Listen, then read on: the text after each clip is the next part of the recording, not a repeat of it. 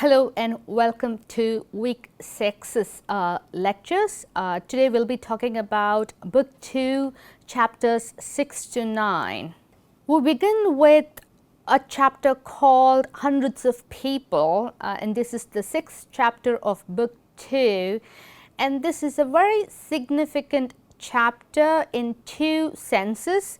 One is that we are given a very interesting glimpse into Lucy Manette's home, a very beautiful home in a corner of London. And secondly, we are given a sense that things are not going to go very well for Lucy Manette's family in a not so distant future. So these two ideas are conveyed.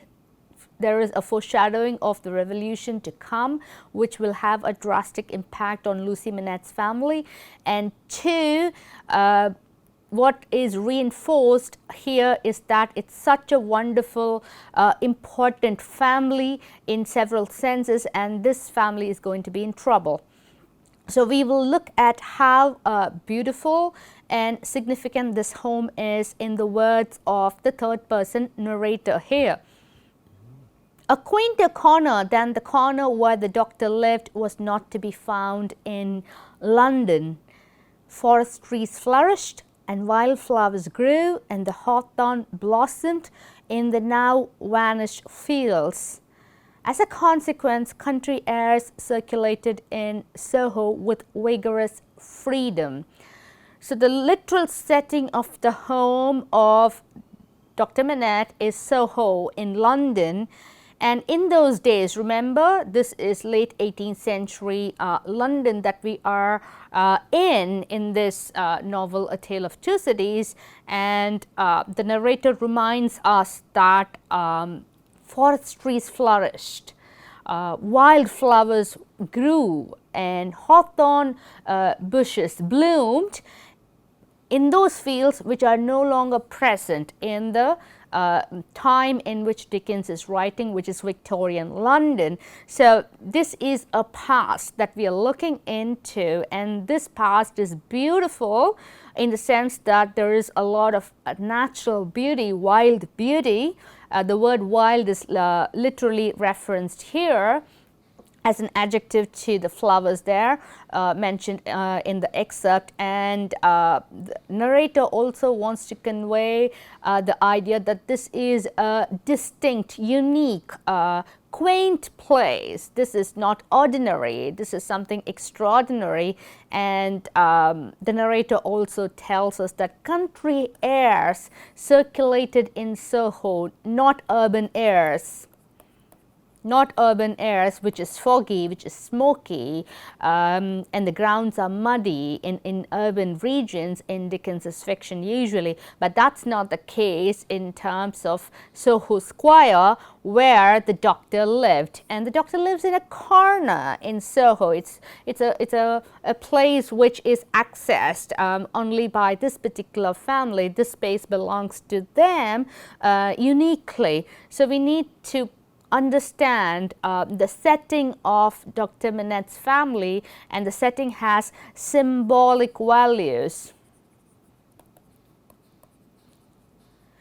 And these symbolic values evoke the idea of natural wild beauty, and it also has associations with the countryside, which is full of idyllic beauty.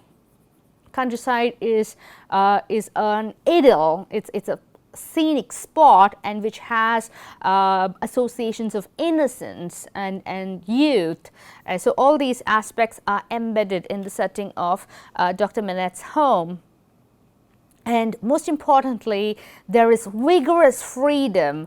This place, this home in Soho, is associated with the concept of liberty, and that liberty will be demolished during the French Revolution in the name of liberty. So there is a double irony there, and Dickens is very conscious of using this phrase, I believe, in claiming that Soho is associated with energetic, proactive, deliberate enjoyment of freedom and liberty. People are able to exercise their free will in Soho, in London, in Britain, which may not be the case come the French Revolution in France, not in the distant future.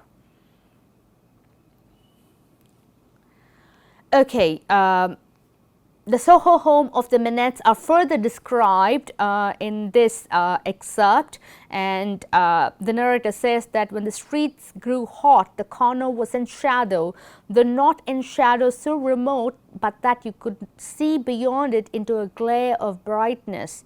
It was a cool spot, staid but cheerful, a wonderful place for echoes and a very harbour from the raging streets.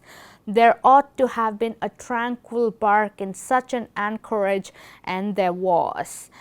Once again, the description of the ambience, the atmosphere of the street in which Dr. Manette lived is given a very good portrait in this excerpt. And even when the temperature is harsher, for example, when the streets grew hot, this particular corner in Soho was in shadow. It was not affected by the harsh weathers. And this shadow is not a shadow which is depressing, which is inconducive. In fact, and on the contrary, this shadow is a pleasant shadow, and it kind of safeguards the family which is at the heart of this particular corner in Soho. And the narrator says that you would be able to easily see beyond the shadow into this glare of brightness. So, I would want you to compare this particular description with the illustration that we saw in our previous sessions, especially the illustration which depicts the attic of the wine shop in Saint Antoine, Paris. And in that illustration, we saw that Lucy Manette and Dr. Manette were in a sacred hallow. So, that similar sacred hallow is evoked in this description in Soho Square, where the narrator says that we are able to see beyond the shadow into a glare of brightness, and that brightness includes the domesticity of the Manettes.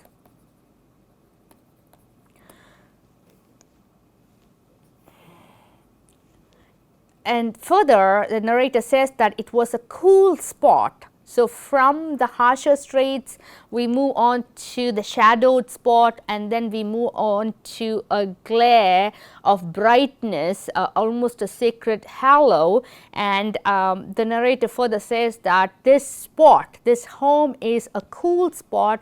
It's very regular, it's ordinary, but it's full of cheer, and it's a wonderful place for echoes. And what are the kinds of echoes that Lucy Manette is observant of, and which is further interpreted by Sidney Carton, is something that I'll detail shortly. But the point is that even though the home looks mundane, it's very cheerful, and it's a wonderful place which is full of echoes of different kinds of people and objects. And in fact, it becomes a harbor, a haven from the raging streets, from the riotous streets. And this riotous street is a direct echo or an invocation of the streets of Paris. Also, we can say that this raging streets can encompass the raging streets of Britain too, of England too, because we do have mob scenes even in Britain, but we are kind of inclined to bring up stark contrasts, and those stark contrasts are between the quiet corner of Soho and the raging streets of Paris, which kind of culminates in the Reign of Terror. So, the contrasts are between these two spots. And in this kind of ambience of a lot of threat and danger, this home becomes a tranquil bark. It's like a peaceful ship in a raging storm, and this peaceful ship is called the home of Lucy.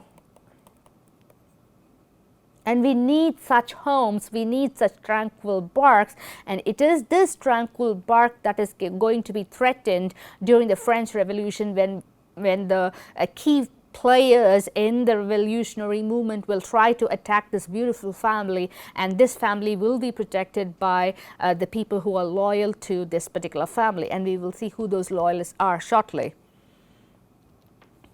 Now, this is this wonderful illustration by Hablot Brown, who's also called as Fizz, and he has represented this family of Lucy Manette. So we have Lucy here, we have the doctor there, and then we have Mr. Lorry, who is key to protecting this home. So he is given a central spot more or less in this particular illustration. And then we have Sydney Carton, who is once again outside of this circle of domesticity. Even though he is in the margins, he is a sort of a guardian angel too, who is looking over Lucy especially, and we have Charles Darnay here. So we can see that there is a kind of a family in the making in the relationship between Lucy Manette and Charles Darnay. And even though Sydney Carton is envious of Darnay, he is going to, and he does play the part of the guardian angel, the protector, whose blessing is there on this entire family. So even though the Manettes are a unit in themselves, they also admit outsiders like Mr. Lorry. So that is something we need to keep in mind. So this is an extended family based on social affinity and friendship. Now, we are meeting a new character called Miss Pross. This character has been introduced in the early chapters of A Tale of Two Cities. If you remember, we see Miss Pross for the first time at the inn called George, when Lucy is meeting Mr. Lorry, and Mr. Lorry offers her some sudden and surprising news, and Lucy faints. And then we have this fierce protector of Lucy Manette entering the room and charging everybody with different tasks and almost kind of threatening them to do their jobs. So Miss Pross is a fierce protector of Lucy Manette. She is a chaperone, she is a maid, she is the cook of the family. She does offer a lot of services to the family, but she's also considered one of the family members. She's very close to the Manettes. So this is how the third person narrator describes Miss Pross: one of those unselfish creatures found only among women, who will, for pure love and admiration, bind themselves willing slaves to youth when they have lost it, to beauty that they never had, to accomplishments that they were never fortunate enough to gain, to bright hopes that never shone upon their own somber lives. The bottom line of this excerpt is this: Miss Pross is not the heroine of the story. She is not beautiful, she is not very accomplished, she is not fortunate, she doesn't have great hopes. In fact, her life is somber. Okay, so that is the very simple interpretation that you can draw from this excerpt. She is not the central character, she is a minor character, and a minor character has all these attributes. But if you want to kind of get a nuanced reading of Miss Pross, we need to understand that she is very unselfish, she's very selfless, and such kind of selfless figures are to be found only among the female of the species. That's the opinion of the third person narrator. And what are the attributes of Miss Pross? She admires beauty, she admires youth, she admires an accomplished character, and these attributes are embedded in the figure of Lucy Manette, and Miss Pross is almost worshipping at the altar of Lucy Manette. And even though she is not fortunate enough to have a family of her own, she is single, she is not married, she doesn't have a family in the sense we don't know who her parents are, and we just get some hints of her brother, and we clearly understand that she is part of a dysfunctional family, but then she has attached herself to the family of Lucy Manette, and she kind of has bound herself with the fortunes of Lucy Manette. Now, as I just mentioned about, we do get a sense that she has a brother who's not with her at this moment of the story, and the name of her brother is Solomon Pross. And Solomon Pross is not an admirable character. He's not a good brother, he's not a loyal brother, and according to the narrator, this brother had stripped her of everything she possessed as a stake to speculate with, and had abandoned her in her poverty evermore with no touch of compassion. So he is a scoundrel basically. So that is what is being conveyed in this set of information that we gather. He has got a lot of money out of Miss Pross with the intention of gambling, and he loses the money, and his speculation fails, and then Miss Pross becomes extremely poor, and he abandons her in her poverty, and that shows a lot of lack of compassion and cruelty on the part of Solomon. Despite this context for her brother, Miss Pross is very loyal. She still loves her brother. She has sympathetic feelings towards him, and that surprises Mr. Lorry, who knows about this background of Miss Pross and Solomon Pross. So this is the context. So apart from this relation, there's nobody for Miss Pross. We don't know who her parents are, and she is a constant companion to Lucy Manette. Now, in the home of Dr. Manette, what is still present?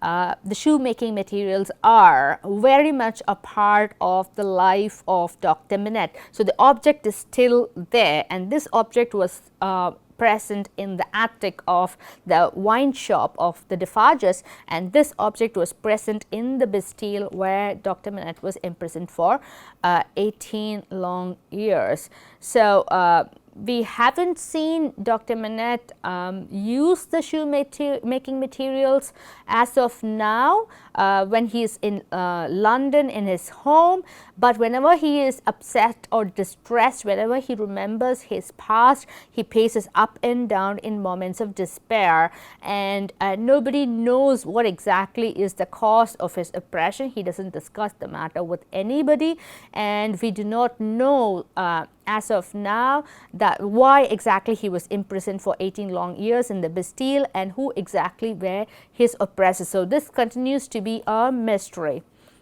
But whenever he is depressed, whenever he has those moments of despair, he walks, and Lucy Manette, his daughter, accompanies him as he paces up and down in his room. So we can sense that the Bastille is still a powerful force in the psychological life of Dr. Manette. Now, Charles Darnay is a frequent visitor to the family, and in one of his visits to the home of the Manettes, he recounts a narrative about his visit to the Tower of London, and in this tower the words dig, D-I-G, was written, scratched onto the wall of the Tower of London, and when people realized that it was an instruction, they started to dig that spot, and they realized that there was a letter which just crumbled. So he talks about his experience of witnessing this event in the Tower of London, and once he mentions the word dig, Dr. Manette is visibly affected. So there is a connection between digging and the recovery of something significant, especially a letter which will have ramifications on several people in the story. So as I mentioned, this narrative startles, shocks Dr. Manette, and that is visibly reflected on his face as it turned towards Charles Darnay, the same singular look that had been upon it when it turned towards him in the passages of the courthouse. This detail is significant. What is this detail? The look of fear, apprehension, even hate or dislike on the part of Dr. Manette towards Charles Darnay is something similar to the look he shared at the court premises early on in the story. So he has a kind of a difficult relationship with Charles Darnay, the man with whom his daughter is increasingly falling in love. So that is the implication that is suggested in the excerpts, and we wonder why exactly Dr. Manette is worried and apprehensive of Charles Darnay, and this will be revealed towards the closure of the story. Now we come to Lucy's opinions, thoughts and emotions while she spends her life in Soho Square, and she tells her companions, Sydney Carton, Charles Darnay, Dr. Manette, that she has sat sometimes alone here of an evening listening until I have made the echoes out to be the echoes of all the footsteps that are coming by and by into our lives. There's a great crowd coming one day into our lives. If that be so, responds Sydney Carton, and in his own moody way. And he also says that I take them into mine, said Carton. I ask no questions, I make no stipulations. So this is a very surreal scene in the story. And if you remember, the narrator talks about echoes, various echoes that are heard about the home of the Manettes.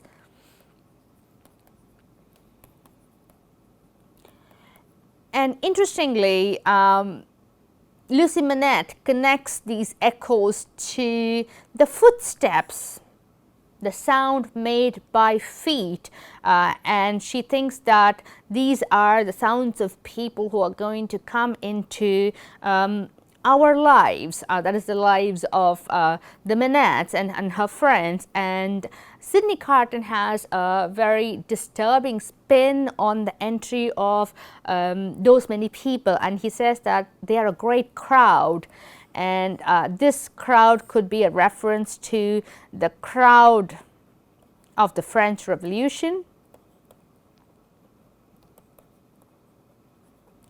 And he says that if there is a crowd coming into their lives, I take them into mine. This is a very prophetic phrase, almost Christ-like. And he says that I have no questions to ask of you. I make no rules, no regulations. I will just take those people into my life. So it's a very mysterious statement as well. We don't know what exactly he is referring to, but there is a sense that some sacrifice is going to be made by him. The idea of being sacrificial, the idea of being selfless is suggested in this scene too. Now let's take stock. Let's stop for a moment and think about the central characters in this story who are going to play a major role in resolving this narrative. So we have Mr. Lorry, Miss Pross, who serve the family of the Manettes in some way. Mr. Lorry is very important in that regard because he was the one who literally recovered Dr. Manette, because he is the one who gets the information in the first place about the continuing survival of Dr. Manette. He is the first one who gets the news that he is in the wine shop in Saint Antoine, and he brings Lucy Manette to Paris, gets the father, and returns back to London. So he's a central character. He's almost like the director of a stage play. So he's central in that regard. And then we have Miss Pross, the companion of Lucy Manette, who's also, as I said, kind of a guardian character, plays the role of a protector. And then we have the Defarges. We have the Defarges who are in Paris, and they will come to play a major role as the novel develops. Now, we need to think about Sidney Carton, who also is on the side of Mr. Lorry and Miss Pross, in the sense that he is going to defend the family of the Manettes and the family of Charles Darnay and Lucy Manette. So, he is a defender, he is a guardian. And then we need to remember Mr. Stryver. Mr. Stryver is the one who helped argue favorably and who helped release Charles Darnay from that first trial scene. He's a minor character, very interesting, offers a lot of comic relief too. And at the same time, we can get a sense that Dickens is attacking the bourgeoisie, the middle class, through the representation of Mr. Stryver, who embodies the excesses, the extreme characteristics of middle class ethic, and Mr. Stryver is an embodiment of that. So we can sense that there's a critique of middle class excess in Mr. Stryver. And then we have the Crunchers, who are an interesting family, because in one sense, the other family that we get to see in Britain is the family of the Crunchers. So we have the Manettes in London, and we also have the Crunchers. They are a class below, they are a working class, but then they are a fully fledged family. So we have a father, mother, and the son. So we need to keep an eye out for the Crunchers too, because Jerry Cruncher will play a major role in offering some crucial information about John Barsad and his companion. So the Crunchers do favorable activities which will be helpful in rescuing the family of the Manettes. So that's something we need to keep in mind.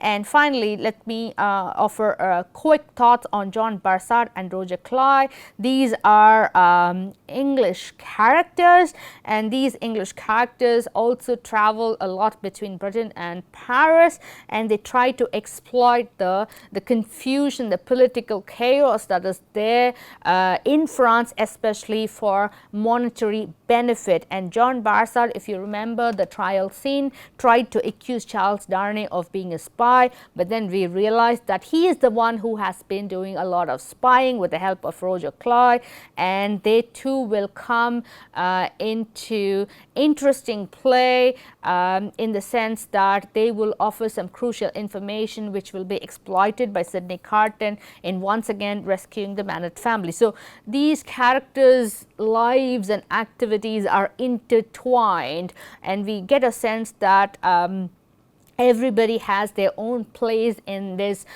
big machinery which consists of the domestic and the political here.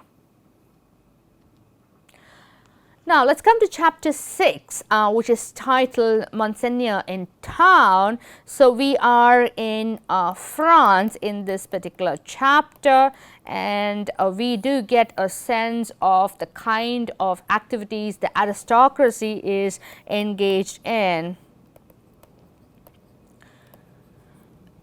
So, what is the major principle which makes the aristocracy function? So that is reflected in this excerpt in connection with this particular Monseigneur.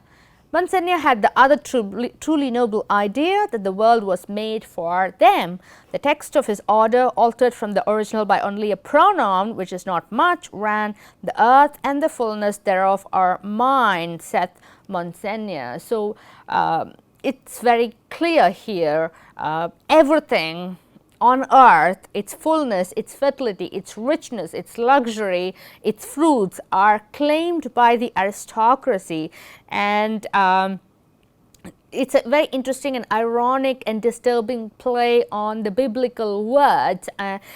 Everything belongs to God. That's the original idea in the Bible. But here, that idea is modified and exploited by the aristocrat, the Monseigneur, who says that everything is mine. So that easily and quickly sums up the principles which inform the attitudes of the aristocracy. In other words, they are exploiting everybody else, especially the peasants, and which easily tells us that that is possibly the reason for the French Revolution that descended on French country.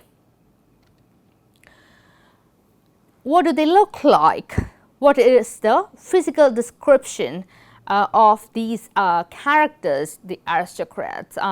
They are very haughty in manner, and they have a face like a mask. And even though this is the representation of a particular marquis, we can easily understand that this is a representative portrait of all the aristocrats, who are generally haughty and who do not kind of reveal what their preoccupations, proclivities are, because their faces are like masks. They persisted in changing color sometimes, and they would be occasionally dilated and contracted by something like a faint pulsation. Then they gave a look of treachery and cruelty to the whole countenance. He has a handsome face and a remarkable one. So, this particular excerpt is talking about a significant marquis who is a noble lord. He has a superior position in this hierarchy of the various classes, and his face, even though it's like a mask, his eyes are interesting because it dilates and contrasts and then contracts, and that he has a look of treachery, and he has an inclination towards cruelty, which is revealed through his countenance. And despite all this, despite this reference to cruelty, haughtiness, blankness, and the idea of treachery, he is very handsome. He has a handsome face, and his face is remarkable, a unique one. You cannot forget his face in a hurry. Now, we are in a big hall. There is a kind of a party. There's a big crowd of aristocrats, and this Monseigneur is surrounded by his exquisite gentlemen, and the narrator uses this moment to offer some comments about the nature of this particular group of people and their and their awareness of the reality around them.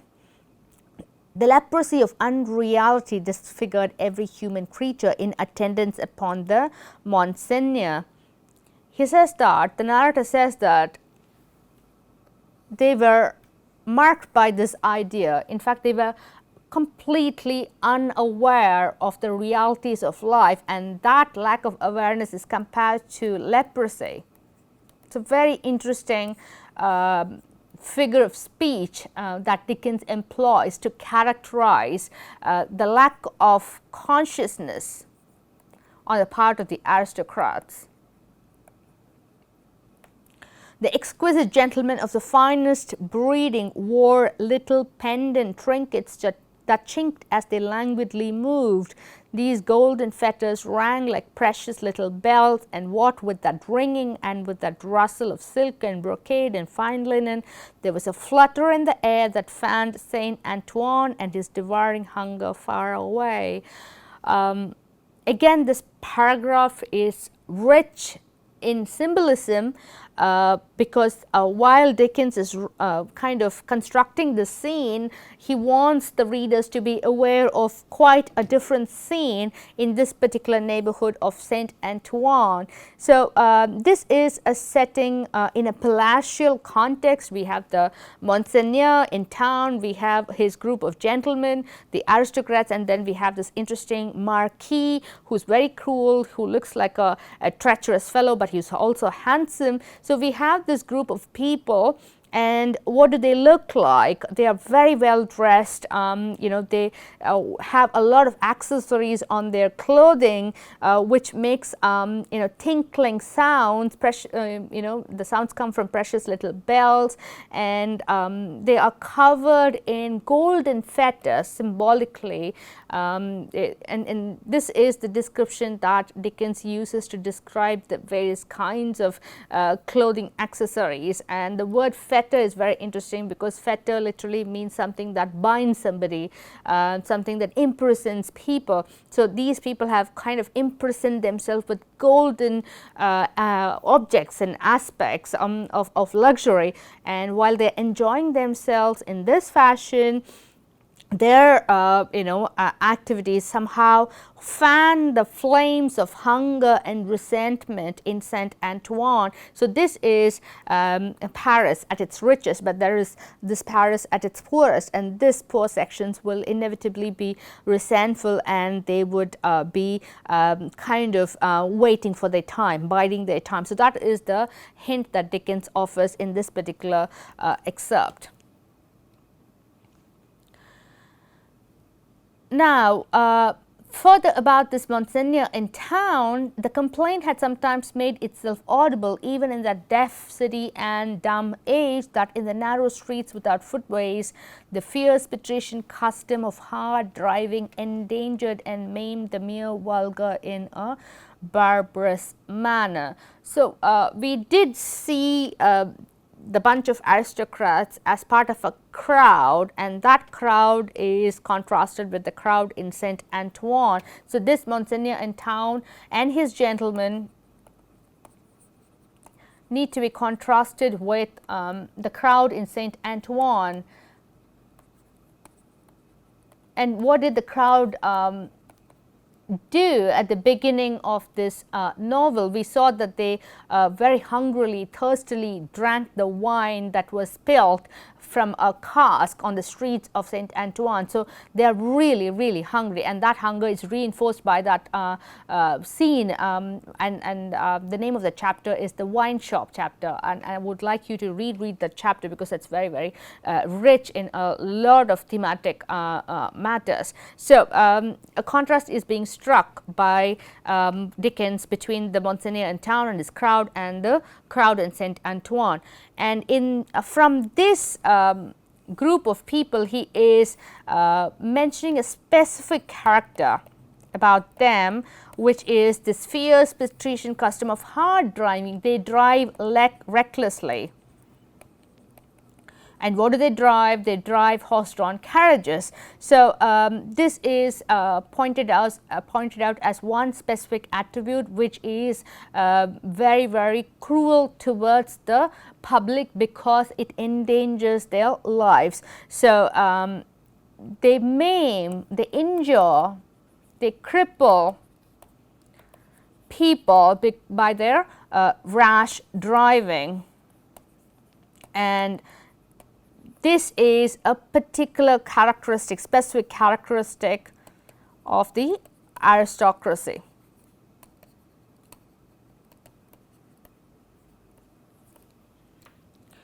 Now, Dickens has mentioned that this is a terrible character on the part of the aristocrats, and gives us a specific scene to reinforce that notion, because we see that this Marquis, whom we saw amongst the group milling about in that palatial scene, this man is going back to his country